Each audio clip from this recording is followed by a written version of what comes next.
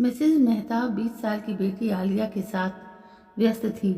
वे आज अपनी साड़ियों की अलमारी को से बाहर निकाल रही थी। साड़ियों को एक बार धूप में सुखाने का इरादा था उनका।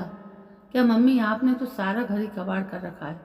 मिसेज मेहता का 24 वर्षीय बेटा तरुण बोला। अरे बेटे, मैं अपनी अलमारी सही कर रही हूँ। मेरी इतनी महंगी महंगी साड़ियाँ हैं, इन्हें भी तो देख रेख चाहिए। ये इतनी भारी साड़ियाँ आप लोग कैसे संभाल लेती हो भला। तरुण ने कहा, ये सब हमारी संस्कृति की निशानी है। मिसेज मेहता ने इठलाते हुए कहा, अब भला साड़ियों से हमारी संस्कृति का क्या लेना देना माँ। एक बदन ढकने के लिए 5 मीटर लंबी साड़ी लपेटने में भला कौन सी संस्कृति साबित होती है। तरुण ने चिढ़ते हुए कहा, अब तुम्हारे मुंह कौन लगे। जब तेरी घरवाली आएगी तब बात करूंगी तुझसे। माँ ने हंसते हुए कहा। तरुण बैंक में कैशियर के पद पर काम कर रहा था और अपनी सहकर्मी माधवी से प्यार करता था। दोनों ने साथ जीने मरने की कस्में भी खा ली थी। पर माधवी से शादी को लेकर तरुण हमेशा ही शंकालू रहता था, क्योंकि माधवी नए जमाने की लड़की थी जो बिंदास अंदाज में जीती थी। उसे मोटरसाइकिल चलाना पसंद था और अपनी आवाज़ को बुलंद करना भी उसे अच्छी तरह आता था। उसकी यही बात तरुण को संशय में डालती थी कि हो सकता है कि माधवी माँ की पसंद पर खरी ना उतरे। आजकल की लड़कियों को देखो, टॉप के अंदर से ब्रा की पट्टी दिखाने से उन्हें कोई परहेज नहीं है। हमारे समय में तो मजाल है कि कोई जान भी पाता कि हमने अंदर क्या पहन रखा है। माँ की इस तरह की बातें सुनकर तो तरुण का मन और भी फीका हो जाता था। माधवी के पापा को लास्ट स्टेज का कैंसर था, इसलिए वे माधवी की शादी जल्दी से जल्दी कर देना चाहते थे। माधवी भी तरुण पर दबाव बना रही थी कि वो भी घर में अपनी शादी की बात चलाए।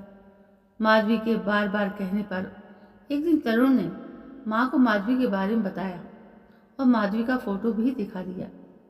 फोटो देखकर तो माँ ने कुछ नहीं कहा, पर ऐसा लगा कि माधवी जैसी मॉडर्न लड़की को वे अपनी बहू नहीं बनाना चाहती हैं।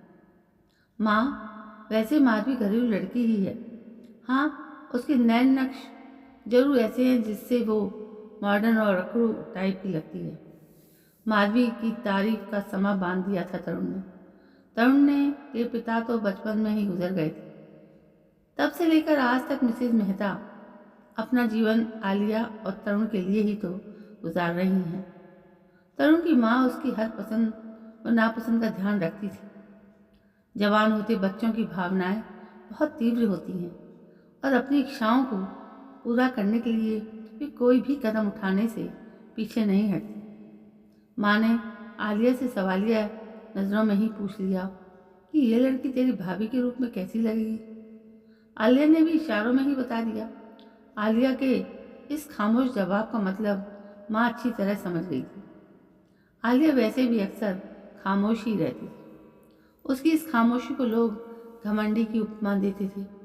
आलिया की सहज और मूक स्वीकृति पाकर माँ ने भी माधवी से तरुण की शादी करने की इच्छा जाहिर की।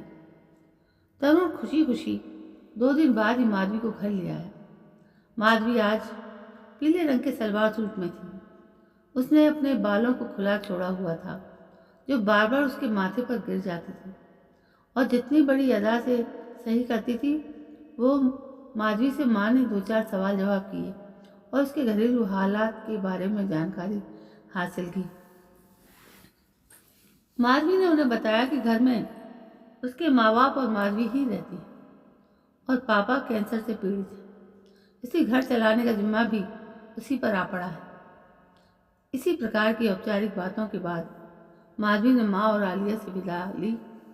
माधवी के जाने के बाद तरुण अपनी माँ का निर्णय जानने के लिए मचला जा रहा था।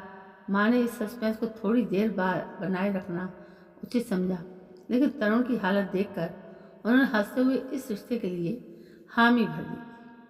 तरुण ने तुरंत ही माधवी के मोबाइल पर व्हाट्सएप मैसेज कर दिया कि माँ शादी के लिए तैयार हो गई, अब बस जल्दी से तारीख तय कर लेते हैं। मैसेज देखकर माधवी भी खुशी से फूले नहीं समा रही। उसकी शादी से उसके माँ बाप के मन से एक बोझ भी हट जाने वाला था। अगले दिन बैंक से निकलने के बाद तरुण और माधवी कैफे में गए और अपने भविष्य की तमाम योजनाओं पर विचार करने लगे। दोनों की आंखों में रोमांस और रोमांच का सागर लहरा रहा था। वापसी में शाम ज़्यादा हो गई थी और अंधेरा घिर आया था। तरुण ने माधवी को खुद ही उसके घर तक छोड़ने का मन बनाया और अपनी बाइक पर उसको बैठाकर चल दिया। बैंक से माधवी के घर की ओर जाते हुए एक पुलिया पड़ती थी जहाँ पर आवागमन कुछ कम हो जाता था। वहाँ पर पहुँचते ही तरुण की बाइक पंचर हो गई। शिट मैन, पंक्चर हो गई, मैकेनिक देखना पड़ेगा। इधर उधर दौड़ाने लगा था। ठीक उसी समय वहाँ पर 3-4 मुस्तंडे कहीं से प्रकट हो गए। वे सब शराब के नशे में थे। तरुण चौकन्ना हो गया था कि तभी उसके सिर के पीछे किसी ने डंडे से वार किया। बेहोश होने लगा था तरुण। इसी बीच बाकी के 2 मुस्तंडों ने माधवी को पकड़ लिया और सड़क के किनारे खड़ी एक कार में ले जाकर जबरन उसके साथ बारी बारी मुंह काला करने लगे। तरुण बेहोश था। माधवी उन गुंडों की हवस का शिकार बनती रही और उसके बाद वे गुंडे उन दोनों को उसी अवस्था में सड़क के किनारे छोड़कर चले गए। जब उसे होश आया तब तक माधवी का सब कुछ लुट चुका था। आते जाते लोगों ने उन दोनों पर नजर डाली। कुछ ने उनके वीडियो भी बनाए पर मदद किसी ने भी नहीं की। उन्हें मदद तब मिल पाई जब पुलिस की पेट्रोलिंग जीप वहां से गुजरी। तमाम सवालात के बाद पुलिस ने माधवी को अस्पताल में भर्ती कराया और तरुण को प्राथमिक उपचार के बाद घर जाने दिया गया। तरुण के दिलो दिमाग पर जोरदार झटका लगा था, पर 10 दिनों तक घर में रुकने के बाद उसने पहले की तरह ही अपने काम पर जाना शुरू कर दिया। पर उसने माधवी की खोज खबर लेना उचित नहीं समझा। माधवी सदमे में थी, पर घर की जिम्मेदारी निभाने के लिए वो बैंक भी आने लगी और पहले की तरह ही काम भी संभाल लिया। माधवी ने जिंदगी की पुरानी लय पाने की दिशा में कदम बढ़ाने शुरू कर दिए। पर इस सफर में उसे अब तरुण का साथ नहीं मिल पा रहा था। वो माधवी की तरफ देखता भी नहीं था। बात करना तो बहुत दूर की बात, माधवी की स्त्री मन ने बहुत जल्दी ताड़ लिया कि तरुण उसके साथ ऐसा रूखा व्यवहार क्यों कर रहा है। पर बेचारी कर क्या सकती थी। वो अब एक बलात्कार पीड़िता थी। चुपचाप अपने को काम में बिजी कर लिया था माधवी ने। कुछ समय बीता तो माँ ने तरुण से माधवी के बारे में पूछा। आजकल तुम माधवी की बात नहीं करता। तुम लोगों ने शादी की तारीख फाइनल की या नहीं? कैसी बातें करती हूँ माँ। अब क्या मैं उसके साथ शादी करूँगा? मेरा मतलब है उसका बलात्कार हो चुका है। बलात्कार पीड़िता से कहीं कोई शादी भी करता है भला? मैं समाज से कुछ अलग तो नहीं? माँ के चेहरे पर कई रंग आने जाने लगे। उनकी आंखों में कई सवाल उमड़ आए थे। लगता है मेरी परवरिश में ही कुछ कमी रह गई है। मन ही मन बुदबुदा उठी थी माँ। उनकी आंखों की कोर नम हो चली थी, जिसे उन्होंने तरुण से बड़ी सफाई से छिपा लिया और बिना कुछ कहे अपने कमरे में चली गई। बलात्कार किसी के भी साथ हो सकता है, मेरे साथ, आलिया के साथ। तो क्या तब भी तरुण उसे ऐसे ही त्याग देगा जैसे उसने माधवी को छोड़ दिया है?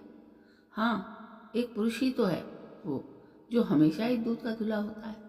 कई तरह के सवाल माँ के जहन में उमड़ गए और कुछ कसैली यादें उनके मन को खट्टा करने लगी। 5 साल पहले की बात थी। उन दिनों तरुण ट्रेनिंग करने के लिए शहर से बाहर गया हुआ था। आलिया को अचानक बुखार आ गया था। डॉक्टर को दिखाकर दवा तो ले आई थी मिसेज मेहता, पर आज सुबह से फिर बुखार तेज हो गया था। डॉक्टर से फ़ोन पर उन्होंने संपर्क किया तो उसने एक दूसरी टैबलेट का नाम बताते हुए कहा, ये टैबलेट आसपास के मेडिकल स्टोर से लेकर खिला दीजिए, आराम मिल जाएगा। फिर नुक्कड़ वाले मेडिकल स्टोर पर दवाई लेने ही तो गई थी कि पीछे से किसी ने आलिया के कमरे का दरवाज़ा खटखटाया था। आलिया ने अनमने मन से दरवाज़ा खोला तो सामने बगल में रहने वाले 55 साल के अंकल थे।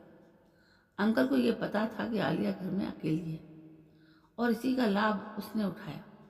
बुखार में तप रही आलिया का बलात्कार कर दिया। जब वे घर पहुंची तो आलिया फर्श पर पड़ी हुई थी। बड़ी मुश्किल से ही अपने ऊपर हुए अत्याचार को कह पाई थी। आलिया उन्होंने उसे सीने से लगा लिया और वे दोनों सुबकते रहे। पूरे 3 दिन तक फ्लैट का दरवाजा तक नहीं खुला। बदनामी के डर से पुलिस में भी रिपोर्ट नहीं लिखवाई, तरुण से भी नहीं बताया और आनंद फानंद दूसरा फ्लैट तलाश कर लिया था और बगैर तरुण के आने का इंतजार किए ही फ्लैट बदल भी लिया था। इस राज को अपने सीने में हमेशा के लिए दफन कर लिया था। मिसेज मेहता ने पर आज तरुण की बातें सुनकर उनके घाव हरे हुए थे और दर्द भी उभर आया था, पर वे चुप नहीं रहेंगी। उन्होंने आंसू पोंछे और तरुण के सामने जाकर खड़ी हो गई। अगर माधवी का रेप हो गया तो क्या वो झूठी हो गई? क्या वो अब माधवी नहीं रही? माँ ने तेज सांसें ले रही थी। हाँ माँ, भला मैं अपने आप को ही किसी की झूठन क्यों खिलाऊं? लापरवाही दिखा रहा था तरुण, पर भला इसमें माधवी का क्या दोष है? हो सकता है माँ, पर ये सब बातें फिल्मों में ही अच्छी लगती हैं। मैं जानबूझकर तो मक्खी नहीं निकल सकता ना, पर दोष तो उन लोगों का है जो इस घृणित कृत्य के लिए जिम्मेदार है, न कि माधवी का। माँ और तरुण में बहस जारी थी। माँ लगातार तरुण को समझाने की कोशिश कर रही, पर तरुण की अपनी ही दलीलें थी। काफ़ी देर बाद भी जब तरुण टस से मस न हुआ, तब माँ ने उसे वो राज बताना जरूरी समझ लिया था जो अभी तक छिपाए रखा था। और अगर किसी ने तेरी बहन आलिया का बलात्कार किया हो तो क्या तब भी तेरी बातों में ऐसी कड़वाहट रहेगी? क्या मतलब है माँ? मतलब साफ है। आलिया का रेप हमारे फ्लैट के पड़ोस में रहने वाले उस 55 साल के बूढ़े ने किया और तब से आलिया किसी के साथ भी सहज नहीं हो पाती और गुमसुम रहती है। तुम्हें समझ नहीं आता वो इतनी चुप क्यों रहती है?